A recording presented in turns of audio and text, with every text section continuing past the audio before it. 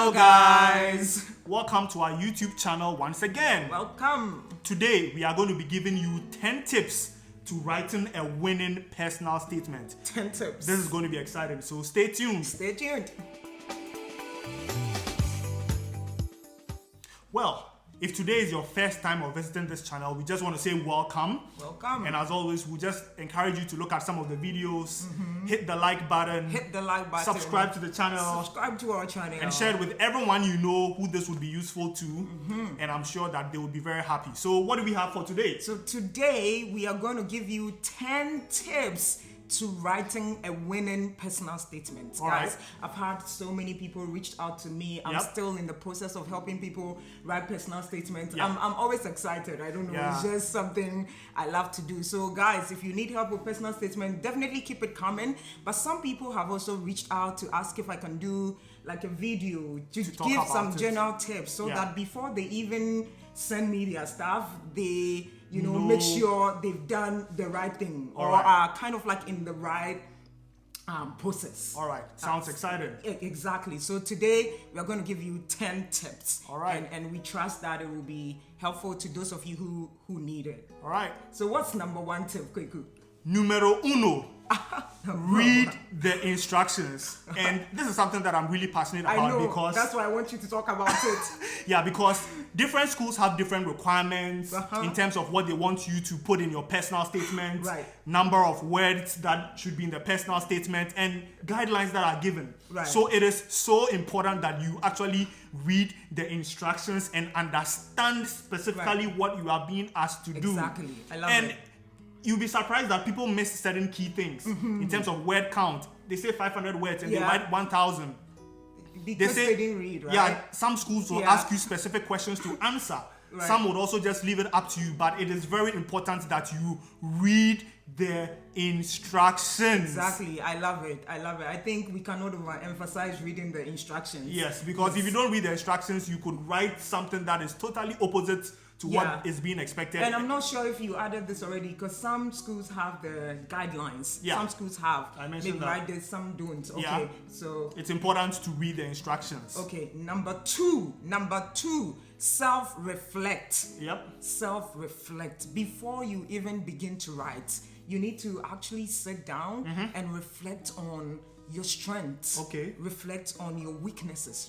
Really? Like what makes you unique. And not every weakness is bad. There's a way to write about your weaknesses that makes it, stand out, go to your advantage, right? And we are going to delve into that. But before you even start writing, just reflect on yourself. What are my strengths? What are my weaknesses? What makes me unique? What am I bringing to the cohort of other students who would be admitted? Okay, what are you bringing to the school, even the school, and then to your cohort? And you need to be positive about your qualities. Sometimes people have so many strengths they don't even identify. And even when you tell them, when you give them compliments, they kind of like brush it off. But you need to, as you self-reflect, it's an opportunity for you to believe in yourself and ask yourself the number one question: what am I bringing to the cohort or other people who will be admitted? What am I bringing to the school? You definitely have strength. Everybody has strength. Trust me, God created you with unique strength. So capitalize on that in your self-reflection. Capitalize on that. So what is tip number 3? So tip number 3, also very important, is to talk to friends and families. This is building on the previous point on reflecting about your qualities and your unique abilities. Talking to friends and families and asking them for honest and general feedback on what your strengths and qualities and even what some of your experiences might be that would bring a uniqueness to your application is so important. Because they might identify certain things about you that you might not even be aware of yourself. They might have certain memories of certain experiences that you've had that could contribute to making your personal statements compelling and stronger. So it's important to talk to them so that they can even give you honest feedback when it comes to things like your weaknesses, right?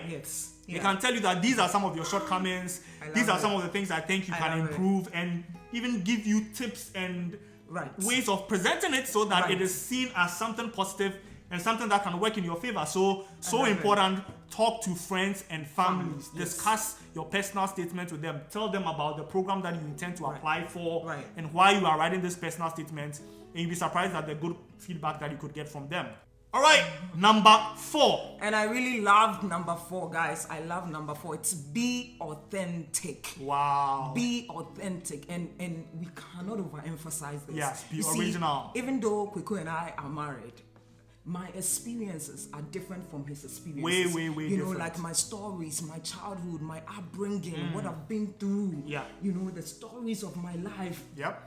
What makes me Asantewaa. Yep. Like there's nobody on this planet Earth who is like me. No. And that's the unique thing. That's how God made it. Yep. So you are unique. And so capitalize on that uniqueness to be authentic. Yeah. And that's why personal statements cannot be plagiarized. Oh, yes. Don't pick your friend's own or your sister's own, because even if you were twins, your sister's personal experiences are different from yours. That's so true. be authentic. And there's a way admission committee members know when you are being funny. Oh, yes. Like when you've plagiarized. Because you know, sometimes you read someone's work and they write in a certain way. The vocabulary. There's a general trend. Exactly. And even the vocabulary. And the next line, the vocabulary changes. Yep. And it's like, but the It's way... not consistent. Exactly. It's not flowing. Consistent. It doesn't flow. And trying to be who you are not on paper. Trying to use big words that do not have any meaning or bearing on what you are writing. You are not impressing anybody. You are not being authentic. So I tell the people, most of the people who reach out to me, I tell them that be authentic. Be Use yourself. your life story. Tell your story. Yeah, tell your story. What have you been through? What have you survived? What have you survived? As the Archbishop would say. Yes. What have you been through? What have you survived? It will make your personal statement authentic. So 2 questions here. What have you been through? What have you survived? Trust me, you're going to get an authentic personal statement. Which will really be compelling and moving. To blow their minds and say that, minds. wow, I tell you. let's pick this guy. Let's pick this one. This one, once you're authentic, you add prayer and fasting to it. My sister, my brother, my friend, you don't have a problem. Nice. Hey, babe, what's the next point? Tip number 5. Keep it relevant. Keep your personal statement relevant, guys. You should have a specific reason for applying, not because your friend is there or anything like that. You want to have a specific reason, and that's what we mean when we say keep it relevant. So, for example, let's say that you've identified a faculty who is interested, like whose research. So, let's say you've identified faculty whose research aligns with your area of interest. Yeah. So, this is where you write that, oh, maybe I read about your this and I've read about your profile, your background, and I see that your research focus on A, B, and C, and I am also interested in A, B, and C. This is what I've done in regards to A, B, and C. Yeah. And again, when you bring it back to even the self-reflect, and when you bring it back to being authentic, this way you share the unique experiences you have that makes you like that specific research and it should be related, right? Yeah, it definitely should because be related. I think people just see an opportunity and they just want to that one. Force their story to align with it and fit with it. It doesn't become natural and it's not authentic. Exactly. I love it. It's not authentic. And when people read it, they know. Okay, guys, so I think one advice I have here is if there's an opportunity and you see it and it doesn't, you know before God and yourself, you know in your heart that this is nothing that, you know that it doesn't interest you. It doesn't relate to you. You know that you haven't even volunteered in that area before. Yeah. I mean, you can't fake this overnight. Don't fake it. You can't say, I have experienced this when you see that the personal statement is struggling. You know, I'm in the process of helping one auntie of mine, and I just want to give a shout out to her. Her experiences, everything aligns. And just remember, it's just, I told you that reading her personal statement, I mean, everything aligns. So she's been doing the thing for the past how many years? I like the term that they use. She's a good fit. She's a good fit for the program. Yes. Thank you. She's a good fit. So if you see something there and it's not a good fit for you, you've never volunteered just even in that area, yeah. just admit it. It may be God telling you this is not your opportunity. Yeah. And then God will bring another opportunity your way. Let's not try to shortcut things. Yeah. Overnight, you want to say, I volunteered here when you never did. Yeah. Please, let's be authentic, and I believe God will help us. As the Nigerians would say, when you see something like that, just waka pass. Yeah, just waka pass. You know that, man, this is not for you. You know, the number of times I've seen things things and I'm like, okay, this is me. They are looking for me. Yeah. And other just times know I see it. the thing, I just know, no.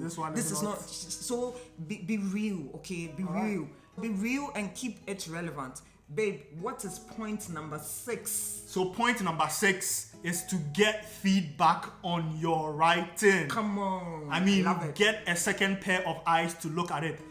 Because something that you write, it's hard for you to identify mistakes and even to identify whether it's really flowing or not. I mean, you write something to you, it looks good, you think this is perfect. Right. But someone else looks at it and they're like, I don't understand this. What does this sentence mean? Merci. What are you trying to say? I don't feel your story. I don't feel the flow. Right. So it's important to get feedback. You could get feedback from your family or friends, Right. people you know who are good at reading and analyzing Right. things, even people who are in academia.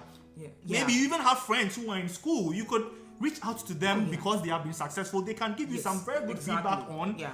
what you have written. Yeah. And I don't know if this is really common in schools in Ghana, but I know out here there are like writing centers and writing resources where you can go to a department in the school and they can help you with your academic writing.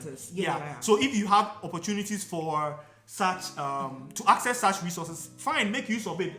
Maybe it could even be in a library, or I know back in the day, United States Information Services and the US Embassy, they had such resources where you could go and work on your writing. And there are so many resources online in terms of writing well, academic writing, how to make your writing coherent. So whatever and from wherever, get feedback on your writing and let it go through a number of refinement processes so that it comes out perfect. Yeah. All right? Yes. Awesome. Point number 7. Use specific examples. What do I mean? Avoid general statements, just find specific examples. And I think I touched on it on this a bit earlier, using your personal stories. Okay. Yeah. So for example, let's say you wanted to go to medical school. So if you wanted to go to medical school, you want to give an example, like a story of how you volunteered in a hospital. Okay. Like what were your experiences in that hospital? You see, it's just natural for me to be convinced when I'm reading such a story. You want to come to medical school, you've spent time volunteering in hospitals. Been in the environment. Exactly. Or you've been in poor communities and you've supported to raise funds to take people to the hospital because you care about their health. You see what I mean? When I was applying for my PhD, I had worked with a foundation that focused on mental health, leadership development, and education for 5 years. Yeah. And so I had so many examples to draw from. Exactly. I mean, if it comes to fundraising, I had done a lot of fundraising for such children. If it comes to finding speech therapists, I had been involved in that. Yep. If it comes to finding volunteers to support these guys, I have been involved in that. So it's not like I just got up one day and decided, okay, I want to go into this area. No, I had invested time in the area, and which clearly showed that I'm interested in the area. So we are saying that be specific. Don't use general statements. Use your personal story. Okay, use your personal story. So most of the time, the people who reach out, I advise them and say, okay, how about you start with a story? Okay. Maybe growing up in a town called ABC. Okay, so maybe growing up in Tiobodom, I struggled with A, B, and C, which has influenced my passion to contribute to A, B, or C. Because trust me, if you come and tell me I am passionate about Kweku, I mean, and that's what happens most of the time. Somebody will say, I'm passionate about you. I have always been passionate about Kweku from my childhood. From my childhood. Show me rather than tell me. Yeah. You see, when you're a writer, there's something you need to do. You have to show. Show in the writing. Don't tell. Yep. Show. Okay, so that's one thing you have to keep in mind. Show rather than tell, and keep it specific. By showing in your unique stories. Yeah, give examples, give stories. Don't just beat around the bush, but hit it right in the center of the bullseye. Right. Okay, awesome. Point number 8.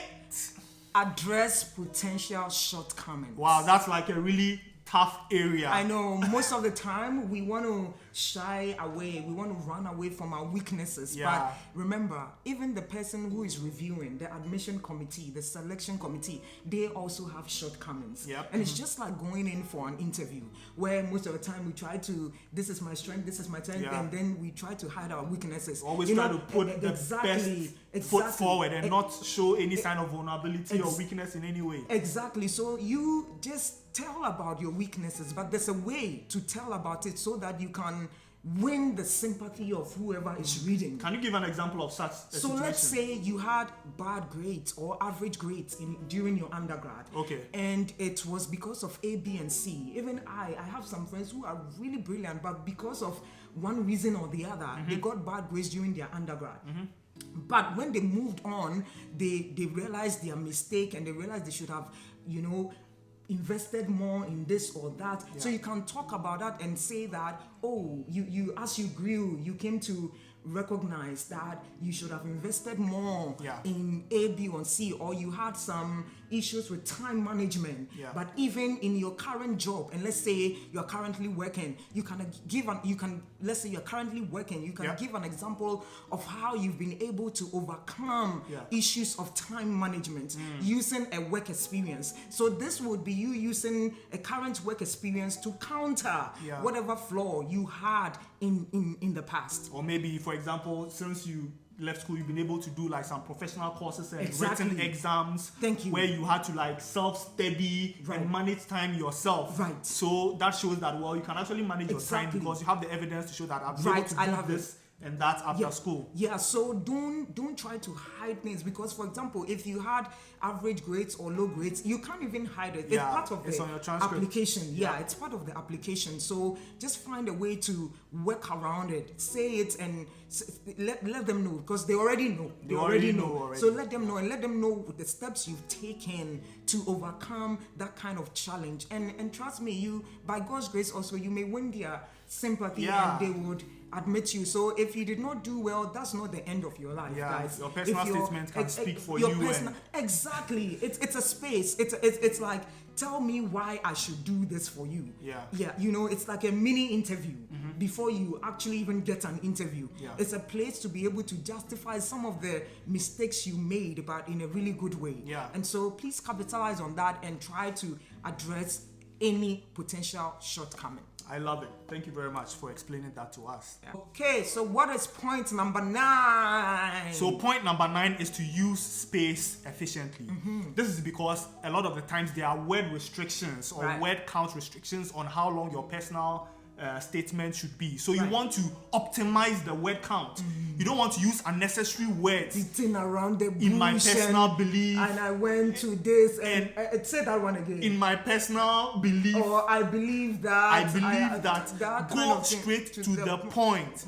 You have to write and see how best can I summarize this in a shorter sentence. English summary. English summary. Comes in very, very, very, very efficiently here, right? And that in itself is exams. When you are able to compress things. So that you can write and each sentence carries weight. It's able to deliver a punch. Like each line is given the right information. Because you don't have much space. You don't have much space. And the thing is that, look, admissions officers read thousands of essays every year. My dear. So your essay should be engaging right from the beginning so that they don't just skim through, but they are actually drawn to it and read it so that they can see your story in its entirety. Right. But when you're beating around the bush, they're like, you know what, I don't have time for this. Let's move on to the next person. Exactly. So you want to use space efficiently and use your words as succinctly as possible. Yeah, I love it. Thank you. Now to point number 10. Draft, edit, rinse, and repeat. Look, you don't write. You don't write an essay once and get it right. You have to write it, leave it for some time, come back to it, revise it, read over it. It's kind of similar to what we spoke about, asking for feedback, but this is something that you do by yourself, right? You write the first draft, come back to it, read it. Right. It's even helpful sometimes to read it aloud to yourself. Exactly. And listen to how it sounds. Yeah, and babe, even professional editors, they read it out loud to themselves. Yeah. Like my writing coach. Yep. She told me the same thing. Yeah, she reads things out to herself. Yeah. So that she can find out whether it actually sounds coherent or it makes sense to the hearing. Yes. So remember that, look, one essay, it is not going to be enough. You might need to write it 2, 3, 4, 5 times. I'm telling you. As often as you need to write it so that it becomes perfect and good. And this is why you cannot do last minute. No. You know, the school's deadline is 31st January. And here you are, 1 week or 3 days to the deadline trying to do No, it won't work. Guys, You need learn to work in advance. Give it at least a month. Learn to work in advance. It gives you peace yourself. Like it gives you peace and it gives you time To to think. revise things. If every work you rush, trust me, whoever you send it to, they see it. Yeah. If they don't tell you, it doesn't mean they did not see it. They are probably just ignoring it. Yeah, and even in but they see the it. admission scenario, you won't have the chance to get the feedback from them. From them, so then how do you even know? But so when you don't- spend time to draft it, to write, to edit, Right. to rinse and repeat it, it shows in the quality Rinse of the and writing. repeat it, And you stand a better chance of having a strong personal statement that Yeah. can win the attention of the admissions committee. Right. So, guys, we hope you find these 10 tips helpful, and especially to those out there who are praying to God for opportunities to go to school. Yep. And again, I wanted to throw it out here that people who need help and they are not getting anyone to help them, you can definitely reach out to us. Yep. And I'm definitely willing to volunteer in that area. I've already started helping several people, and we're believing God for their success and making also, good progress. making really good progress, and also just letting you know that we are out there and you need some kind of support in that area. Definitely reach out to us. Yes, our email address is linked in the description below. So Right. thank you once again for joining us on this exciting episode. Thank you so Don't forget much. to like this video, Like this video. subscribe to the channel, Subscribe to our channel. share it with your friends, Share it with your friends and family. and with the friends of your family and know, the family right? of your friends. I know. Share it with everyone. Everyone. And keep tuned in to the Folson's Tube as we continue to bring you more exciting content. I love it. All right, so enjoy your day and see you. Bye. Bye.